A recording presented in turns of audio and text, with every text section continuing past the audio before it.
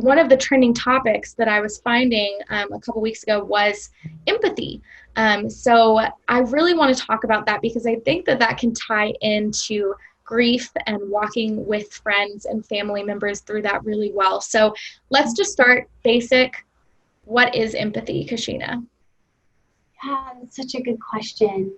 Um, I think empathy just really requires like a certain level of selflessness, right?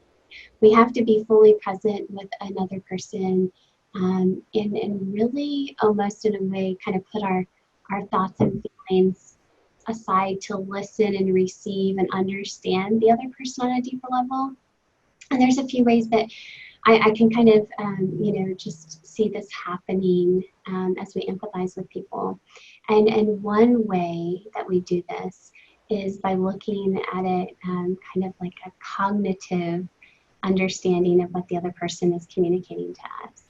And that's just by looking at, the information they're telling us and seeing, and being able to really understand why that person is feeling that way. And this is kind of where we get the saying, putting yourself in another person's shoes. Like you can see their perspective, you can see why they think and feel the way that they do. And so that's one way. It's like that person like is taking like a snapshot of that person's brain and experiences, and they're like, yeah, I get it. I understand why you feel that way or why you think that way. That makes sense to me. And so they're really understanding that part of that person. And another way we can empathize with people is, and this is more commonly how we think of empathy, is by empathizing with them based off of emotions, right? And so when we are studying with another person and they are they're communicating with us, we're listening, and we can almost feel what they're feeling.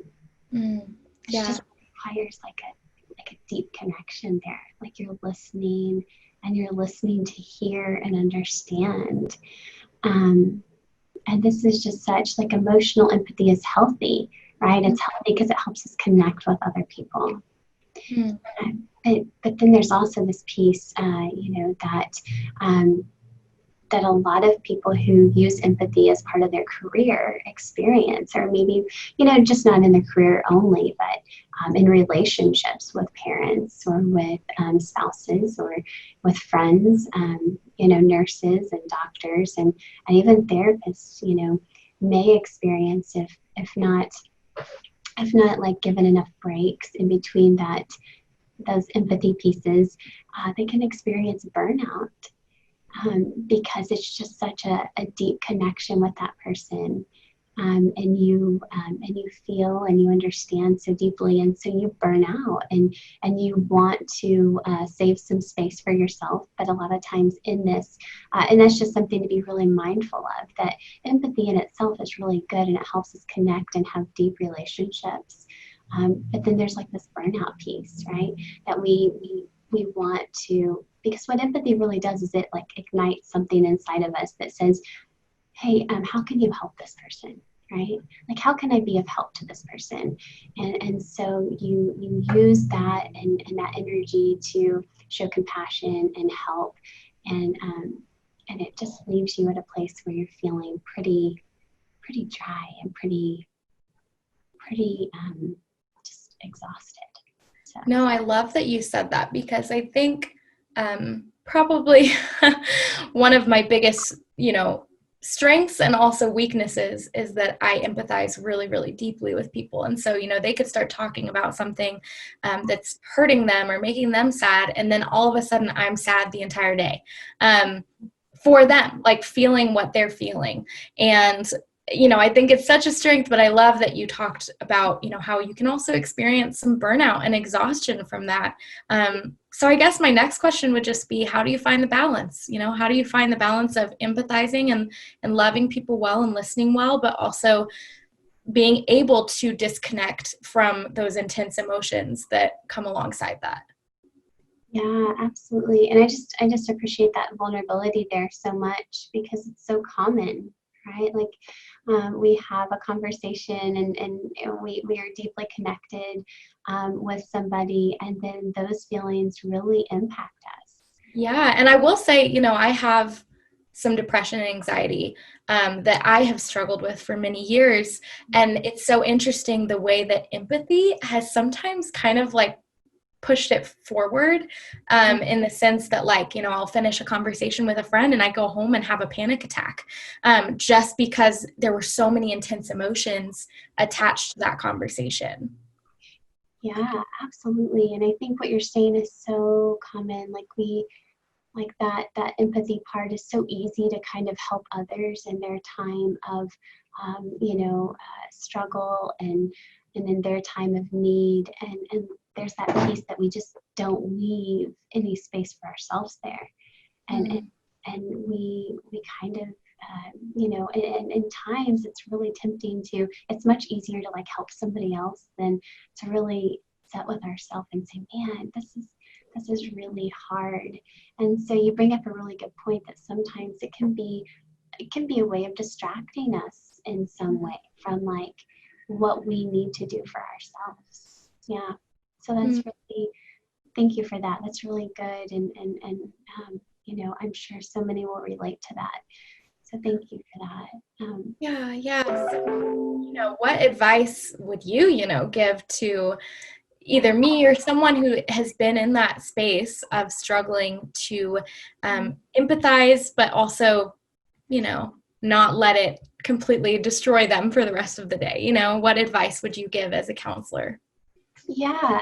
First of all, I just say, that's amazing that you can empathize with people. Like, it's such a gift, and you can, it's something that we need in our lives, that connection with people, and other people need us to be empathetic at times. Yeah.